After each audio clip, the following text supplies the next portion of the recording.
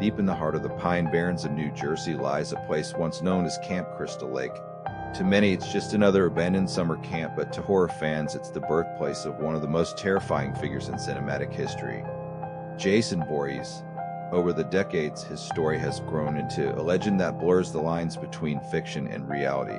The Friday the 13th franchise, launched in 1980, became a cultural phenomenon, spawning numerous sequels, reboots, and even a crossover with another horror icon, Freddy Krueger. But who's Jason Voorhees, and why has his story endured for so long? Jason's story begins with tragedy. Born in 1946 to Pamela Voorhees, a single mother working as a cook at Camp Crystal Lake, Jason was different from other children. He was born with facial deformities and developmental disabilities, making him an outcast. One fateful summer day in 1957, the camp counselors were too busy with their own affairs to notice when Jason wandered off into the lake. He drowned and his body was never recovered.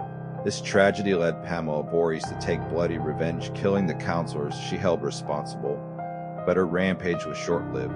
She was killed by a young woman named Alice, who had no idea that her act of self-defense would unleash a greater horror. Jason, who was presumed dead, had somehow survived and witnessed his mother's death. Fueled by an unquenchable thirst for vengeance, Jason would rise from the depths of the lake, returning to Camp Crystal Lake time and again to punish anyone who dared to enter his domain. Over the years, Jason Voorhees has become synonymous with relentless terror.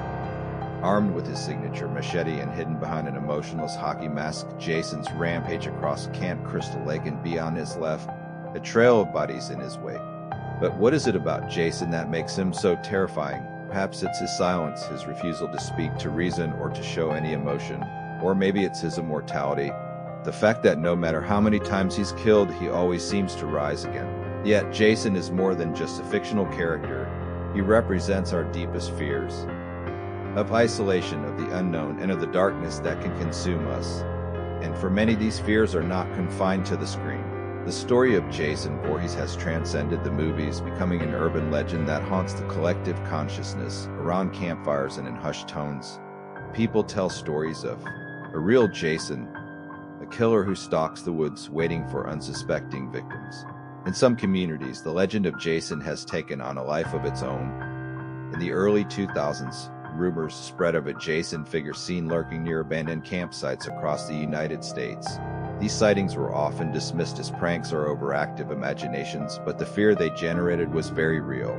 Psychologists have long studied the impact of urban legends on the human psyche. Stories like Jason's tap into primal fears, creating a feedback loop where the more the legend is told, the more it is believed, and the more is believed, the more is told. While most fans understand that Jason Voorhees is just a character, there are those who have taken their obsession too far.